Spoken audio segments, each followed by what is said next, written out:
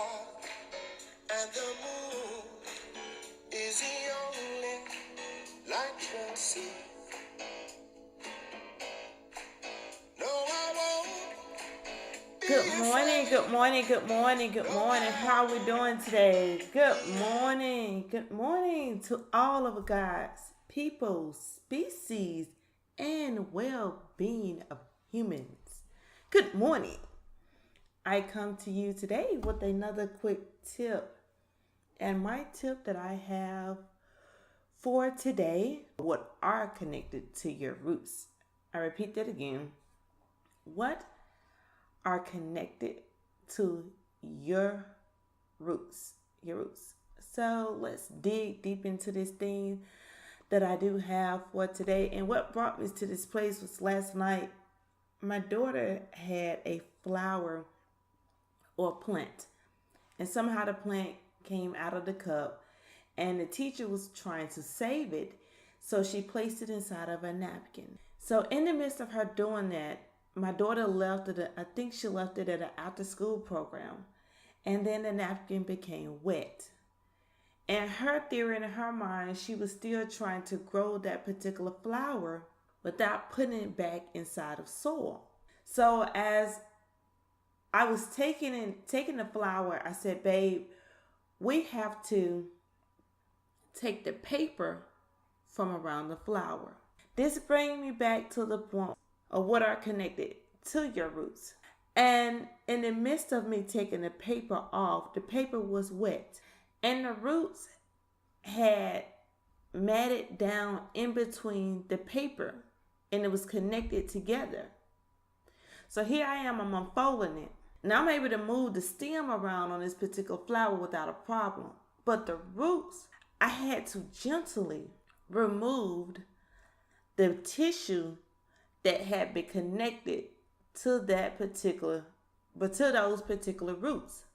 So it brings me a little bit more closer to home is that oftentimes we as individuals have our roots connected to something or someone. And it's not all the way bad. It's not a bad place to be in.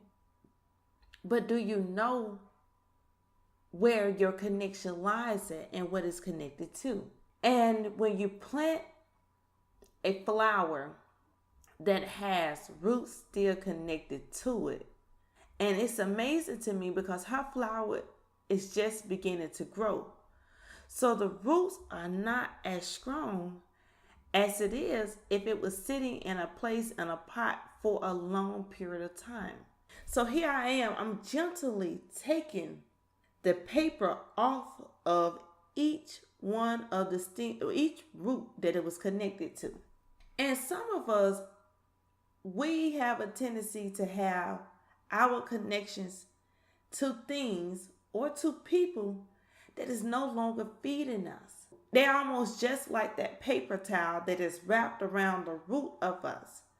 But we're mighty afraid that if we pick it up and move, the whole plant is going to die, which is so not the truth.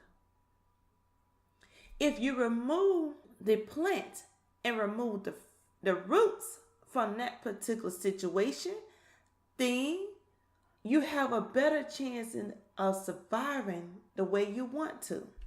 And so when I started looking at this plant that she had, and they was planted at the same time, and on one stem, she had three different leaves that was running off one set of roots. Now, if I saw one of the leaves had began to turn brown. If I did not take that particular flower or those roots and plant it in a soil base that was going to give her an opportunity for her plant to survive, then that one brown leaf was going to change the chemical and turn the rest of the leaves brown and eventually kill the plant. So I started doing the soul searching in the mindset of this scenario. How often are we staying somewhere with something, or what we've been taught? It's not so much of relationships. It could be our financials. It could be our love of education. It could be where we see ourselves at for as our career base. Whatever that is for you, your children, we have them or have it in a pot. And the roots, and you can tell when something have gotten old and have outgrown that pot because the root will start coming up to the top. And some of us have been in a place where we are rising beyond the pot. But we might have afraid that if we plant that beautiful flower in the actual dirt where it belongs, we won't have much control on how we handle it. Long as it's in the middle of the pot and with the connection that it has, we have control over it. But what happens when you dig a hole and plant it in the ground where the roots can grow and filter out in the dynamic that it's supposed to do? That's a beautiful place to be in. So I challenge not just myself, everybody that's listening to me, wherever you're at, check out your roots and what's connected to you. And if you see where it's something gentle on it that you have to pull back, start pulling it back piece by piece to plant yourself in a different territory. If that's not working for you and you see your roots have come to the top of the surface of that pot, replant yourself. And a guy said something to me that was very wise. Yolanda, when a flower grows, they have multiple blooms. And the other bloom does not get jealous because another one has grown and reached its level of maturity while the bud is still developing on this one. They're not in competition with each other. Their main goal is to grow and open up. So when a person walks by it, they don't look at the flower and say that one's old and this one is new. They look at the whole picture and say they're beautiful. So I'll leave you with that today. No matter where you're at, check out your flower. Check out your roots of where you at. And don't be in a competition with nobody. Learn to love yourself and be true and authentic with self. Have a great day. Just as long as you stand by me. So